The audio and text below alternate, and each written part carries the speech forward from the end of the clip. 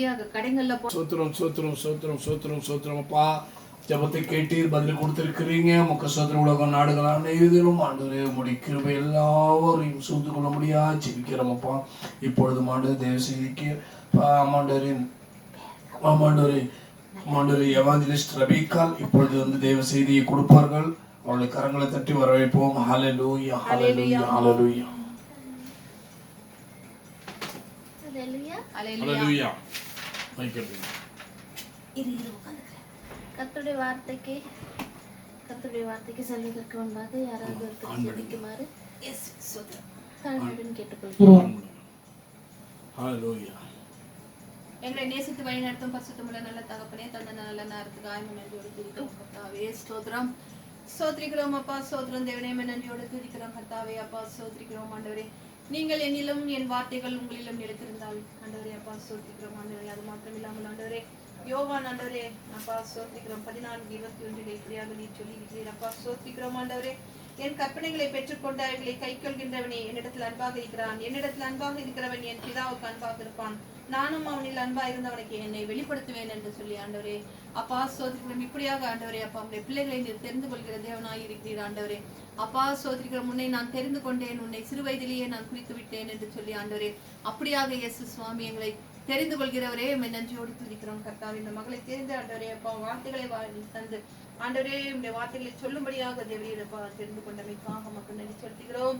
ஆசீர்வதியும் ஆண்டவரே, ஆசிரியர் வேண்டுமாய் கொடுக்கிற செய்தி ஆண்டவரே எங்கள் ஆத்மாவுக்கும் எங்களுடைய வாழ்க்கைக்கும் பயனுள்ளதா இருக்க தேவனை உதவி புரியும் சாத்திரம் நடத்தும் மீட்பரும் ரட்சகருமான இயேசு நமக்கு கேட்கிறோம் நல்ல பிதாவே.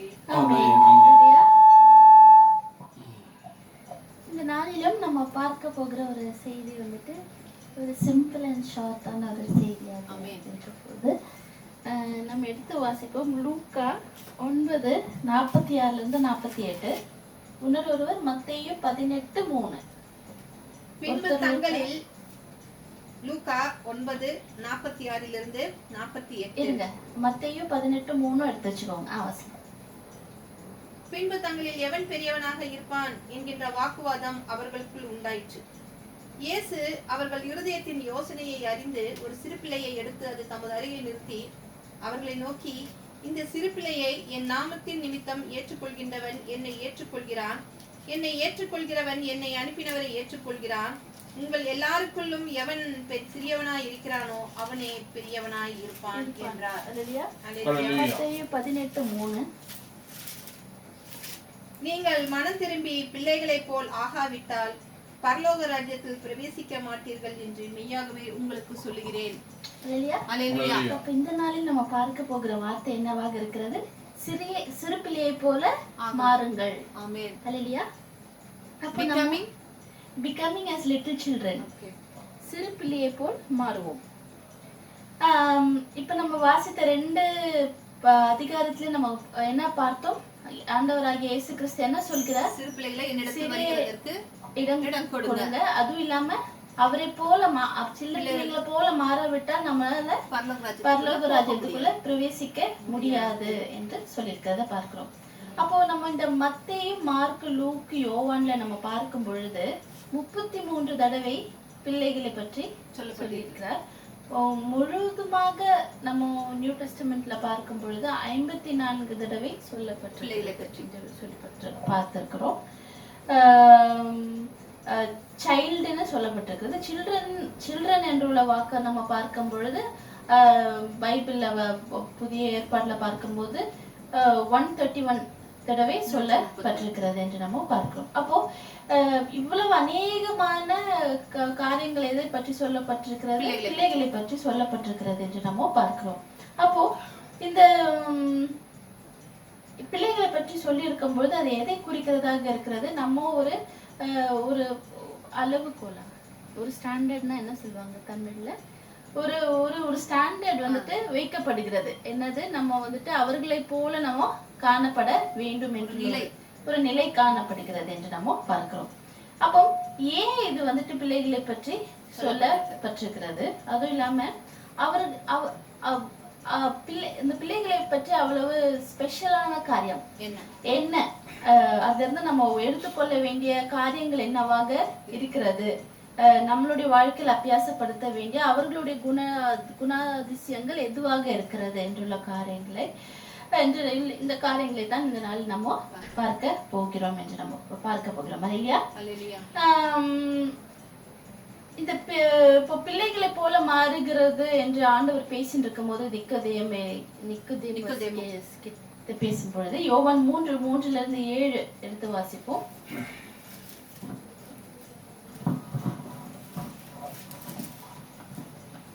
இயேசு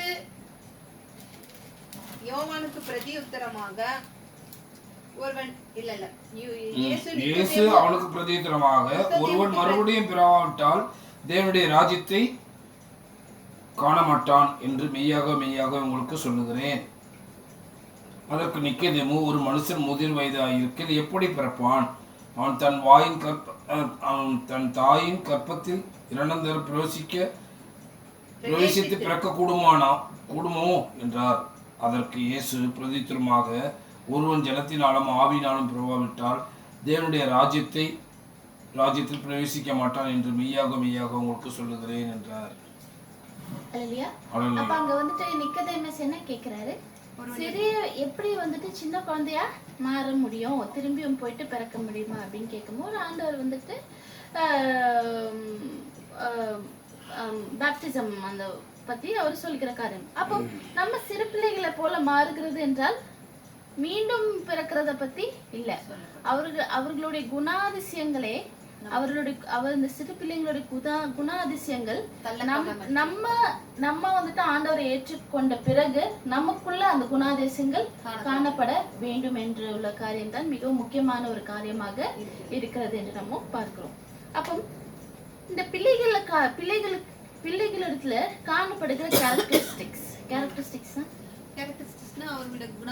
குணாதிசயங்கள் பிள்ளைகளிடத்துல காணப்படுகிற குணாதிசயங்கள் என்று என்னென்ன பாக்குறோம்னா, பிள்ளைகள் இந்த உலகத்திற்கு வரும்பொழுது நிறைய காரியங்கள் இல்லாமல் வருகிறார்கள். என்னென்ன காரியங்கள் இல்லாமல் வருகிறார்கள்? நான் சில இதை வந்துட்டு இங்கிலீஷ்ல இருக்கிறத நான் தமிழ்ல எழுதி இருக்கிறேன், அது கரெக்டா எனக்கு தெரியல. முன்முடிவு இல்லாமல் அப்படின்னா, முன்முடிவு இல்லாமல்னா எதிர்பார்ப்பு இல்லாமல் வருகிறார்கள் என்று நம்ம பார்க்கிறோம். அப்புறம் முன்கூட்டியே யோசனைகள் இல்லாமல் வருகிறார்கள் என்று நம்ம பார்க்கிறோம். தப்பான எண்ணங்கள் இல்லாமல் வருகிறார்கள் என்று நம்ம பார்க்கிறோம். ஒன்றுமே, அதாவது ஒரு பொசஷன்ஸ்னா தமிழ்ல அவர்களுக்கு என்று சொல்லுவதற்கு ஒரு இடமும் இல்லாம, ஒரு பொசிஷன் இல்லாம வராங்க. ஒரு பொசஷன்ஸ், அதாவது ஒரு தேவை, பொசஷன், அது எனக்கு தான் வேணும், இல்ல அது இல்ல ஒரு காரியமும் இல்லாமல், இப்போ ஒரு காசோ பணமோ சொத்தோ பொருளோ எதுவுமே இல்லாமல் வெறுமையாக அவர்கள் வருகிறார்கள் என்று நம்ம பார்க்கிறோம். ஒரு எதிர்பார்ப்பும் இல்லாமல் வருகிறார்கள் என்று பார்க்கிறோம். அவர்கள் வந்துட்டு தங்கள் மேலேயே அவர்கள் ரிலையன்ஸ்னா தங்களுக்குள்ளே சார்ந்து கொள்கிற ஒரு காரியங்கள் இல்லாமல் அவர்கள் வருகிறார்கள். பாவம் இல்லாமல் வருகிறார்கள். ஒன்றுமே இல்லாமல் அவர்கள் வருகிறார்கள் என்று நம்ம பார்க்கிறோம். அப்ப அவர்களுக்குள்ள என்ன காணப்படுகிறது? ஒன்றுமே இல்லை. அவர்களுடைய இருதயம் எப்படியாக இருக்கிறது? தூய்மையுள்ள, கலங்கம் இல்லாமல், ஒரு தூய்மையான, பாவம் இல்லாமல், மன்னிக்கிற ஒரு குணம் நிறைந்து, பெற்றோர்களை முற்றிலுமாக சார்ந்த ஒரு பிள்ளைகளாக, சந்தோஷமும் மகிழ்ச்சியும் நிறைந்த பிள்ளைகளாகத்தான் உலகத்துல வருகிறார்கள் என்று நம்ம பார்க்கிறோம். பின்பாக அவர்கள் வளர்ந்து வருவதெல்லாம் எதை சார்ந்து இருக்கிறது? அவர்களுடைய எக்ஸ்டர்னல் ஃபேக்டர்ஸை சார்ந்து தான் ஒரு பிள்ளைகளுடைய குணாதிசயங்கள் மாறுபடுகிறது என்று நம்ம பார்க்கிறோம். ஆனால் உலகத்திற்குள்ள வரும்பொழுது எல்லா குழந்தைங்களும் எப்படி இருக்கிறாங்க? ஒரே மாதிரி தான் வருகிறார்கள், ஒரே மாதிரி தான் எல்லாரும் வருகிறார்கள் என்று நம்ம பார்க்கிறோம். இல்லையா? அப்போ இப்போ நம்ம நிறைய காரியங்களை பார்க்கலாம் பிள்ளைகளோடு. அதை எப்படி வந்துட்டு கிறிஸ்தவர்கள் நம்ம வந்துட்டு எப்படி அபியாசப்படுத்த வேண்டும்? சிறு பிள்ளைகள் வந்துட்டு இந்த உலகத்திற்கு வரும் பொழுது அவருடைய தேவைகளுக்காகவும் பாதுகாவலுக்காகவும் மற்றவர்களை சார்ந்து தான் அவர்கள் காணப்படுகிறார்கள். மற்றவர்கள்னா யாரு? பெற்றோர்களை சார்ந்து காணப்படுகிறார்கள் என்று நம்ம பார்க்கிறோம். மாசமா அதாவது ஆயிரக்கணக்கான டைப்பர்ஸ்லாம் மாத்திட்டுக்கு அப்புறம் தான் ஒரு பாட்டி ட்ரைனிங்லாம் கொடுத்ததுக்கு அப்புறம் தான் அவங்க என்ன செய்வாங்க, செல்ஃபாகவே அவங்க என்ன செய்வாங்க, வாஷ்ரூமுக்கு போறது சில காரியங்கள் எல்லாம் அவர்களாவே கற்றுக்கொள்வாங்க. ஆனா அந்த நிலை வரைக்கும் யாரை சார்ந்தவர்களாக இருக்கிறார்கள்? பெற்றோர்களை சார்ந்தவர்களாக இருக்கிறார்கள் என்று நம்ம பார்க்கிறோம். அப்போ நம்மளும் கிறிஸ்து இயேசுவுக்குள்ளாக நம்ம வந்துட்டு அவரை வந்து நம்மளை சொந்த ரட்சகராக ஏற்றுக்கொள்ளும் பொழுது அவருடைய பிள்ளைகளாகிய நம்மளும் எப்படியாக காணப்பட வேண்டும்? அவரை சார்ந்தவராக காணப்பட வேண்டும். எப்பொழுதும் எல்லா நிலையிலும் எந்த சூழ்நிலையாக இருந்தாலுமே என்ன செய்ய வேண்டும்? அவரை சார்ந்தவர்களாக நம்ம காணப்பட வேண்டும். அதுதான் ஆண்டவர் வந்துட்டு எதிர்பார்க்கிறார் என்று நம்ம பார்க்கிறோம். எடுத்து வாசிப்போம். யோபு 24:24.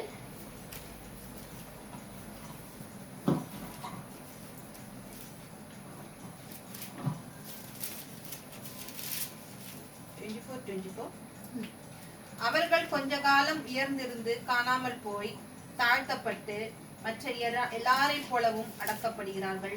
கதிர்களின் நுனியை போல் அறுக்கப்படுகிறார்கள். யோபு 24:24 என்ன வேணும்? ஓகே, சரி அது விடுங்க. அப்போ நம்ம வந்துட்டு என்ன செய்ய வேண்டும்? ஆண்டவரை வந்துட்டு என்ன எதிர்பார்க்கிறார்? நான் சொன்னபடி அவரை சார்ந்து கொள்கிறவர்கள் தான். ஆண்டவர் வந்துட்டு வழிநடத்த அநேக அவருடைய தெய்வ பிள்ளைகளை பழைய அதிகாரத்துல இருந்து புதிய அதிகாரத்துல வரைக்கும் பார்க்கும்போது ஆண்டவர் வழிநடத்தின எல்லாரும் வந்துட்டு என்ன செய்தவர்களாக இருந்தார்கள்? முற்றிலுமாக ஆண்டவரை சார்ந்தவர்களாக இருந்தார்கள். அவர்கள் விழும் பொழுது எதனால விழுந்தார்கள் என்று நம்ம பார்க்கும் பொழுது அது சுயத்துல சாரும் பொழுதோ இல்ல வேற காரியத்துல சாரும் பொழுது தான் அவர்கள் விழுகிறவர்களாக இருக்கிறார்கள் என்று நம்ம பார்க்கிறோம். அப்போ குழந்தைகளை போல குழந்தைகள் எப்படி பெற்றோர்களை சார்ந்து இருக்கிறார்களோ கிறிஸ்துவராகிய நம்மளும் நம்மளுடைய தேவனாகிய பிதாவை சார்ந்தவர்களாக காணப்பட வேண்டும். அல்லேலூயா. அடுத்ததாக சொல்லுது, அவர்கள் கொஞ்ச காலம் உயர்ந்திருந்தும் காணாமற் போய் தாழ்த்தப்பட்டு மற்ற எல்லாரை பார்க்கலாம் அடக்கப்படுகிறார்கள். கதிர்களின் நுனியை போல அறுக்கப்படுகிறார்கள். ஆமா. அடுத்தது பிள்ளைகள் வந்துட்டு நம்ம பார்க்கும் பொழுது ஒரே ஸ்டேட்ல இருக்க மாட்டாங்க. என்ன செய்வாங்க? வளர்ந்து கொண்டே போவார்கள் என்று நம்ம பார்க்கிறோம். அப்போ நம்மளும் வந்துட்டு கிறிஸ்துவுக்குள்ள எப்படியாக காணப்பட வேண்டும்? நாளுக்கு நாள் வளர்ந்து கொண்டே இருக்க வேண்டும். அந்த ஒரு ஸ்டாக்னன்ட் ஒரு நிலை நமக்குள்ள காணப்பட கூடாது. ஸ்டாக்னன்ட் தங்கிடாமல் நம்ம வந்துட்டு வளர்ந்து கொண்டே காணப்பட வேண்டும் என்று பார்க்கிறோம். 1 பேதுரு 2:2 வாசிப்போம். அது கரெக்ட். உணர்த்த 2 பேதுரு 3:18. சகல துர்க்குணத்தையும் சகலவித கபடத்தையும் வஞ்சகங்களையும் பொறாமைகளையும் சகலவித புறங்கூறுதலையும் ஒழித்துவிட்டு நீங்கள் வளரும்படி புதிதாய் பிறந்த குழந்தைகளைப் போல திருவசனமாகிய களங்கமில்லாத ஞானப்பாலின் மேல் வாஞ்சையாய் இருங்கள். 2 பேதுரு 3:18. நம்முடைய கர்த்தரும் இரட்சகரும் ஆகிய இயேசு கிறிஸ்துவின் கிருபையிலும் அவரை அறிகிற அறிவிலும் வளருங்கள். அவருக்கு இப்பொழுதும் என்றென்றைக்கும் மகிமை உண்டாவதாக. அப்போ இதுல 2 வசனத்துல என்ன சொல்லப்படுகிறது? அவர் அறிகிற அறிவுல வளரணும். திருவசனமாகிய ஞானப்பால வாஞ்சையா இருக்கணும். அப்போ ஆண்டவர் நம்ம கிட்ட என்ன எதிர்பார்க்கிறார்? சிறு பிள்ளைகளை போல நம்மளும் வளர்ந்து கொண்டே பொருளுகிறவர்களாக காணப்பட வேண்டும். சிறு பிள்ளைகளை பார்க்கும்போது இப்போ குழந்தையா இருந்துட்டு உடனே எஞ்சி நடந்துருவாங்களா? இல்ல. என்ன செய்வாங்க? முதல்ல இப்படி அப்படின்னு உருளுவாங்க. அதுக்கப்புறம் மெதுவா அவங்க வந்துட்டு தவழ்வாங்க. அப்புறம் ஏஞ்சி நிக்கிறதுக்கு பாப்பாங்க, விழுவாங்க, திரும்பி ஏந்திரிப்பாங்க. அப்புறம் தான் மெதுவாக நடப்பார்கள் என்று நம்ம ஓட ஆரம்பிப்பாங்க என்று.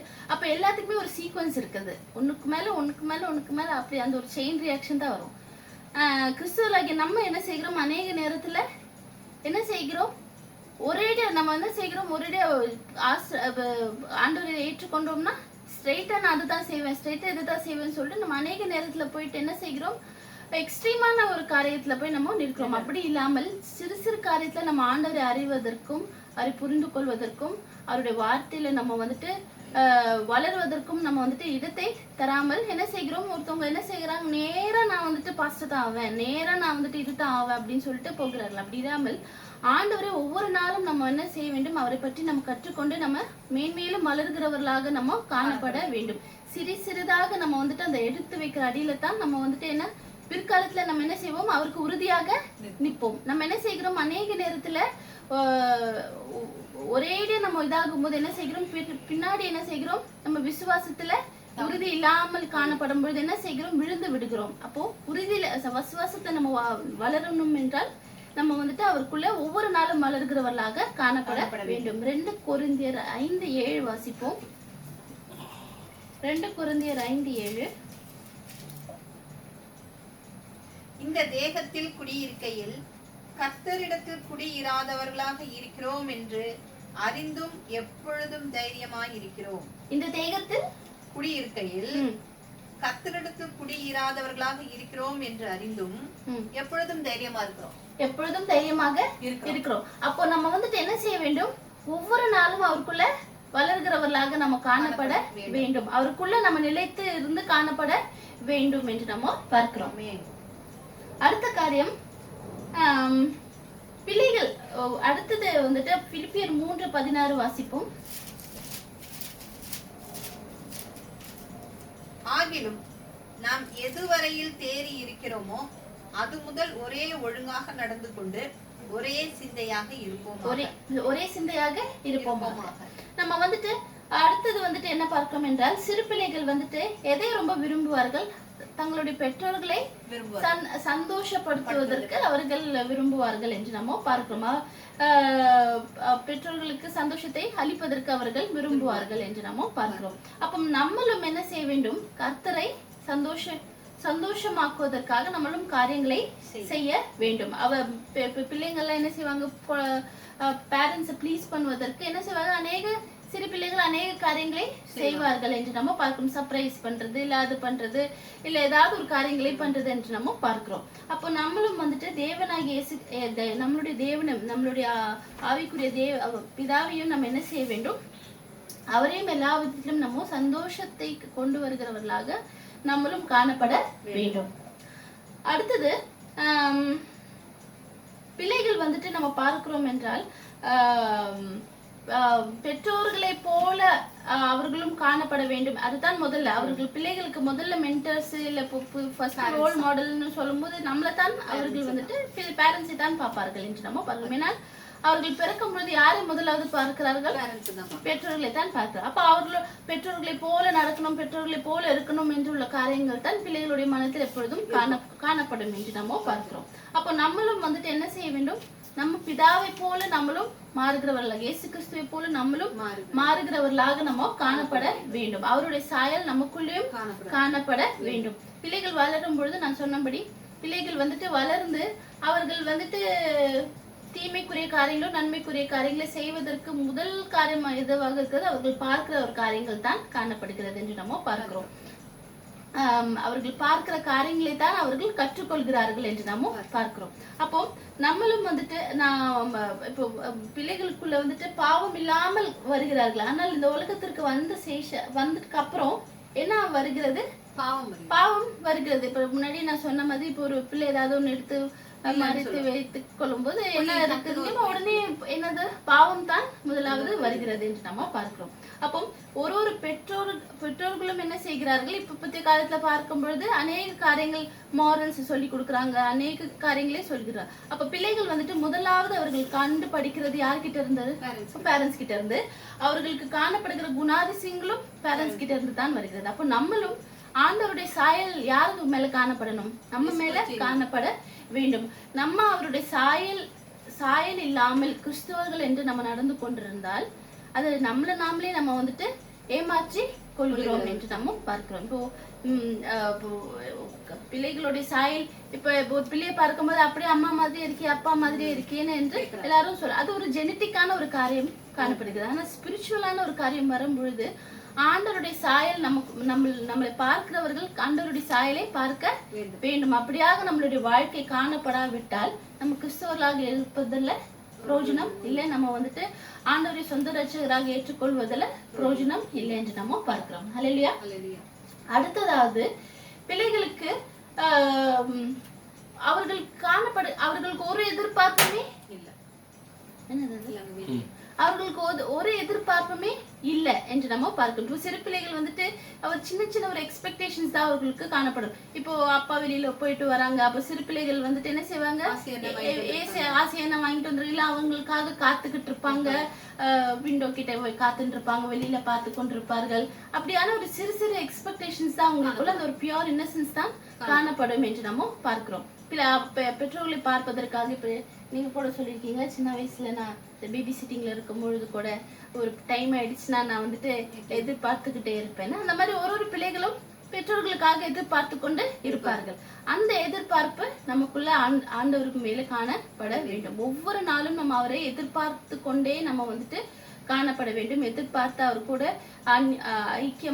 ஐக்கியமாகி அவரோடு கூட டைம் ஸ்பெண்ட் பண்றது மிகவும் முக்கியமான ஒரு காரியமாக இருக்கிறது. மத்தேயு 25:13 வாசிப்போம். மத்தேயு 25:13.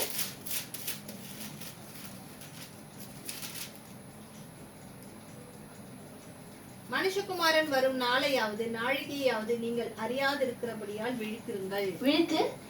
மனுஷகுமாரன் வரும் நாளையாவது நாழிகையாவது நீங்கள் அறியாதிருக்கிறபடியால் விழித்திருங்கள்.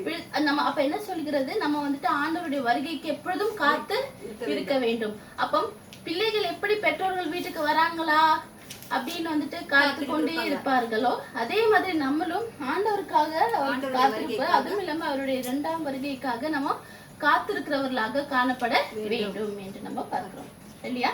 அடுத்தது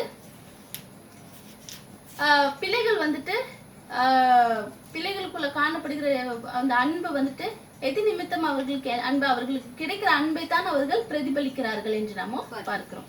அப்போ பிள்ளைகள் வந்துட்டு ஒருத்தவங்களை நேசிக்கிறார்கள்னா அதை அவர்கள் வெளிப்படையாக காண்பிப்பார்கள் என்று நம்ம பார்க்கிறோம். 1 யோவான் 4:19 வாசிப்போம். 1 யோவான் 4:19. அவர் முந்தி நம்மிடத்தில் அன்பு கூர்ந்தபடியால் நாமும் அவரிடத்தில் அன்பு கூறுகிறோம். அப்போ பெற்றோர்கள் நேசிக்கிறதை வைத்து பிள்ளைகள் என்ன செய்கிறார்கள், நேசிக்கிறார்கள் என்று நம்ம பார்ப்போம். இதே தான் வந்துட்டு பரலோக பிதாவும் அது அந்த வசனம் என்னது, நாம் அவரை வைத்து அவர் முந்தி நம்மிடத்தில் அன்பு கூர்ந்தபடியால் நாமும் அவரிடத்தில் அன்பு கூறுவோம். அப்ப நம்மளும் என்ன செய்ய வேண்டும், ஆண்டவரிடத்துல அன்பு கூறுகிறவர்களாக காணப்பட வேண்டும். அவருடைய அன்பு நிலையான ஒரு அன்பாக இருக்கிறது. ஒரு நாளும் நம்மளை விட்டு மாறாத ஒரு அன்பாக இருக்கிறது. பெற்றோர்களின் அன்பு எப்படியாக இருக்கிறது, பெற்றோர்களுடைய அன்பு எப்படியாக காணப்படுகிறது, உறுதியான ஒரு அன்பாக இருக்குது. இப்போ ஒவ்வொரு நாளும் நம்ம போயிட்டு பெற்றோர்களிடத்துல அம்மா என்ன நேசிக்கிறீங்களா, அப்பா என்ன நேசிக்கிறீங்களா நம்ம வந்துட்டு கேட்டுக்கொண்டே இருக்க மாட்டோம். ஏன்னா நமக்கு அது தெரியும், அவர்கள் நமக்கு நேசிக்கிறார்கள் என்று அவருக்கு தெரியும். அவர்கள் செய்கிற காரியங்களை வைத்து நம்ம புரிந்து கொள்கிறோம். ஆனால் நம்ம என்ன செய்கிறோம், ஆண்டவரிடத்துல இந்த கேள்வியை வந்து அடிக்கடி கேட்டுக்கொண்டே இருக்கிறோம். நீங்க என்ன நேசிக்கிறீங்களா, நீங்க நேசிக்கிறீங்கன்னா ஏன் இப்படி நடக்குது, நேசிக்கிறீங்கன்னா ஏன் அது நடக்குதுன்னு அநேக காரியங்களை வந்துட்டு கேட்டுக்கொண்டு இருக்கிறோம். ஆனால் இந்த உலகத்திலேயே வந்துட்டு மெய்யான ஒரு அன்புன்னு பார்க்கும்போது அவருடைய அன்பு தாய் பெற்றோர்களை விட மேலான ஒரு அன்பு எதுவாக இருக்கிறது, தேவனுடைய அன்பாக இருக்கிறது என்று நம்ம பார்க்கிறோம். அப்படியாக அன்பு கூறுகிற தேவனை நம்ம திரும்ப என்ன செய்ய வேண்டும், அன்பு கூறுகிறவர்களாக நம்ம காணப்பட வேண்டும். வெளிப்படுத்தணும் அந்த அன்பை. நம்ம மனசுக்குள்ள வைத்துக்கொண்டு ஆண்டவரை நான் நேசிக்கிறேன்னு சொல்றது இல்ல. சிறு பிள்ளைகள் என்ன செய்வார்கள், வெளிப்படுத்துவார்கள் அவருடைய அன்புகளை. அப்படியாக நம்மளும் அன்பை வெளிப்படுத்துகிறவர்களாக காணப்பட வேண்டும். அடுத்தது சிறு பிள்ளைகள் கிட்ட நம்ம பார்த்தோம் என்றால் அவர்கள் வந்துட்டு ஹானஸ்டாக இருப்பார்கள். ஹானஸ்ட்னா உண்மையாக இருப்பார்கள் என்று நம்ம பார்க்கிறோம். அவருடைய யோசிக்கிற சிந்தனைகள் வந்துட்டு தூய்மையான ஒரு சிந்தனையாக காணப்படும் என்று நம்ம பார்க்கிறோம். ரோமர் 12:17 வாசிப்போம். ரோமர் 12:17.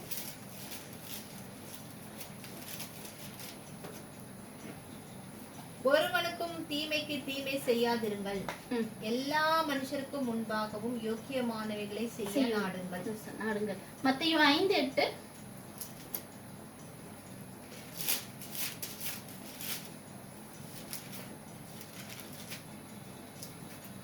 இருதயத்தில் சுத்தமுள்ளவர்கள் பாக்கியவான்கள், அவர்கள் தேவனை தரிசிப்பார்கள். அப்போ பிள்ளைகள் வந்துட்டு சிறு பிள்ளைகளை பார்க்கும் பொழுது அவர்கள் இருதயம் எப்படியாக இருக்கிறது?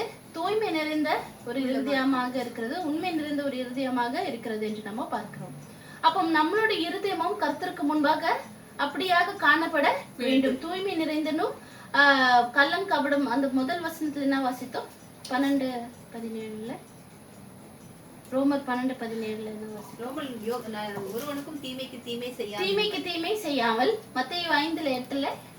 இருதயத்தில் சுத்தமுள்ளவர்கள் பாக்கியவான்கள். இருதயத்தில் சுத்தமுள்ளவர்கள். அப்ப நம்ம வந்துட்டு நம்மளும் கர்த்தருக்கு முன்பாக எப்படியாக இருக்க வேண்டும்? சிறு பிள்ளைகளுடைய ஒரு இருதயம் நிறைந்தவர்களாக காணப்பட வேண்டும் என்று நம்ம பார்க்கிறோம். அடுத்ததாக சிறு பிள்ளைகள் வந்துட்டு எதையும் கேட்பதற்கு அவர்கள் கூச்சப்பட மாட்டாங்க. இப்போ சில பிள்ளைகள் எல்லாம் பார்த்தோம்னா கேள்வி கேட்டுக்கொண்டே இருப்பார்கள் என்று நம்ம பார்க்கிறோம்.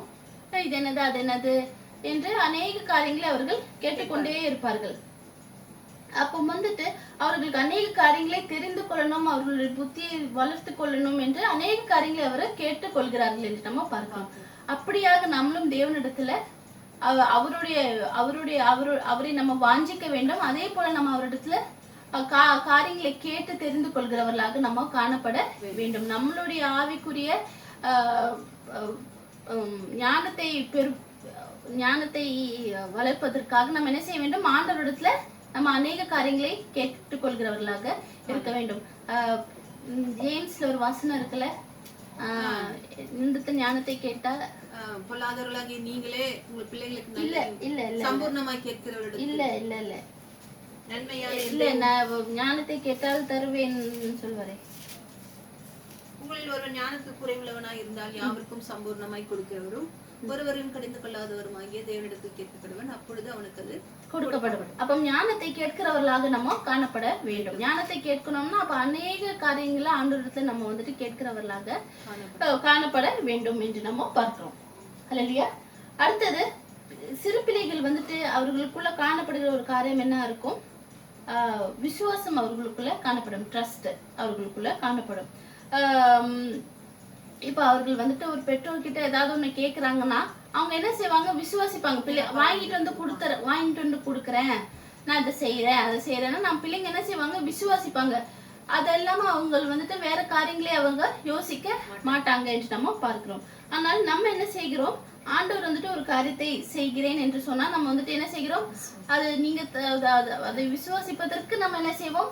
அநேக இப்படி எங்களுக்கு ப்ராமிஸ் பண்ணுங்க, அந்த விதத்துல ப்ராமிஸ் பண்ணுங்க, இப்படி ஒரு அடையாளத்தை காமிங்க, அந்த ஒரு இடத்துல எடுத்து காமிங்கன்னு அநேக காரியங்களை நம்ம ஆண்டவர் இடத்துலயே திரும்பி அவருடைய வேதத்துல காணப்படுகிற எல்லாமே நமக்கு கொடுக்கப்பட்ட ஒரு வாக்குத்தத்தமாக இருக்கிறது என்று நம்ம பார்க்கிறோம்.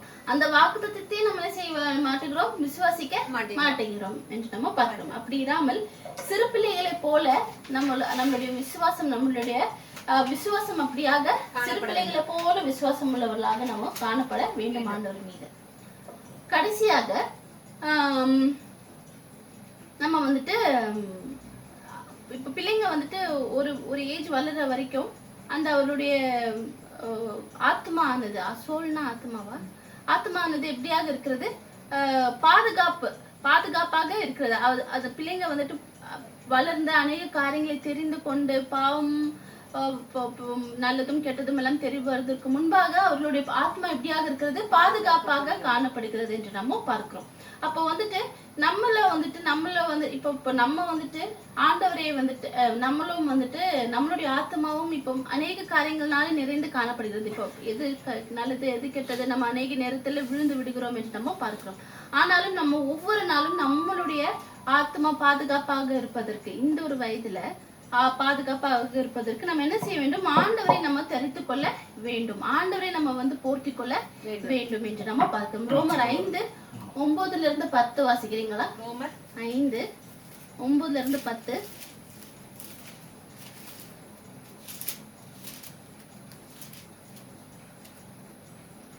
இப்படி நாம் அவருடைய இரத்தத்தினாலே நீதிமான்களாக்கப்பட்டிருக்க கோபாக்கினிக்கு நீங்களாக அவராலே நாம் ரட்சிக்கப்படுவது அதிக நிச்சயமாமே. நாம் தேவனுக்கு சத்துருக்களாக இருக்கையில் அவருடைய குமாரனின் மரணத்தினாலே அவருடனே ஒப்புரவாக்கப்பட்ட பின் நாம் அவருடைய ஜீவனாலே ரட்சிக்கப்படுவது அவருடைய ஜீவனாலே ரட்சிக்கப்படுவது அதிக நிச்சயமாவே. யோவான் 10:9 வாசிங்க. யோவான் 10:9 இல்ல நம்ம எப்படி ஆண்டவரை தரித்துக் கொள்வது? கலாத்தியர் 3:27 வாசிங்க.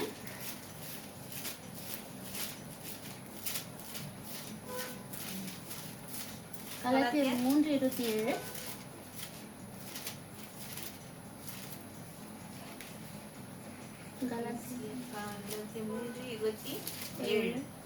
ஏனெனில் உங்களில் கிறிஸ்துக்குள்ளாக ஞானஸ்நானம் பெற்றவர்கள் எத்தனை பேரோ அத்தனை பேரும் கிறிஸ்துவை தரித்துக் கொண்டீர்களே.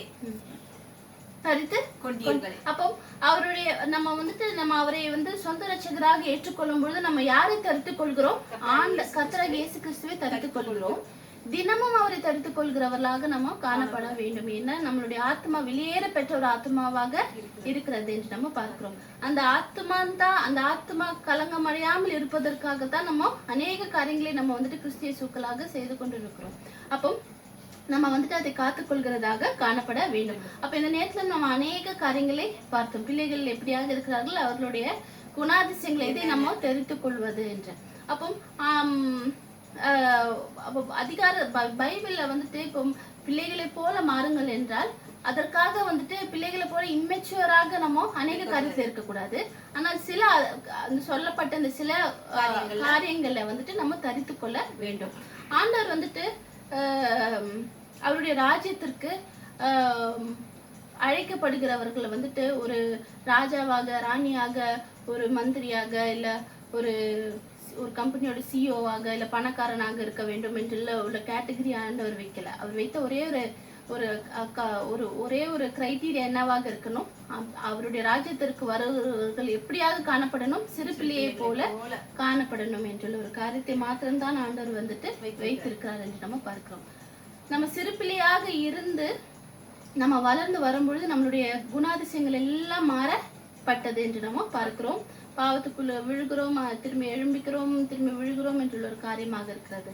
மீண்டுமாக அந்த சிறு பிள்ளையை போல நம்ம அவர்களுடைய அந்த சிறு பிள்ளைகளுடைய குணாதிசயங்களை தரிப்பது என்று சொல்வது கடினமான ஒரு காரியம் ஆனது. அது ஆக்சுவலா பார்க்க போனா அது ஈஸியா நம்ம பார்த்துறோம், வாசித்துறோம், கேட்கிறோம். ஆனால் சிறு பிள்ளையாக நம்ம திரும்பி மாறுறது மிகவும் ஒரு கடினமான ஒரு காரியமாக இருக்கிறது என்று நம்ம பார்க்கிறோம். அப்போ நம்ம அதுக்கு ஒவ்வொரு நாளும் நம்ம என்ன செய்ய வேண்டும்? நாமளே நம்ம மாற்றிக்கொள்ள வேண்டும். பிள்ளைகளை போல நம்ம மாறும் பொழுது ஆண்டவர் நம்மளே ஏற்றுக்கொள்கிறவராக அவருடைய ராஜ்யத்துல அவருடைய ராஜ்யத்துல போய் நம்ம சேர்ந்து கொள்கிறவர்களாக நம்ம காணப்படுவோம் என்று பார்க்கிறோம். கர்த்தர் நேர்த்து தந்ததற்காக அவருக்கு நன்றி செலுத்துகிறேன். நாமே சோத்திரம் ஆண்டவரே, கொடுக்கப்பட்ட இந்த செய்திக்காக ஆண்டவரே உமக்கு நன்றி சொல்கிற. சிறு பிள்ளைகளை போல மாறுங்கள் ஆண்டவரே, சிறு பிள்ளைகளை போல ஆண்டவரே உங்களை ஆண்டவரை ஆயத்தப்படுத்திக் கொள்ளுங்கள். ஏனென்றால் அந்த பிள்ளைகள் எப்படி ஆமாண்டவரே பெற்றோர்களை சார்ந்திருக்கிறோ அது போல ஆண்டவரே நாமளும் சிறு பிள்ளைகளை போல மாற வேண்டும். நாமளும் ஆண்டவரே முதிர் வயதிலும் சரி ஆண்டவரே ஆமாண்டவரே மரண பரியந்தம் தேவனிடத்தில் அன்பு கூறுவர்களாக இருக்கிற, தேவனை விசுவாசிக்கிறவர்கள், தேவனை நேசிக்கிற தேவனிடத்திலே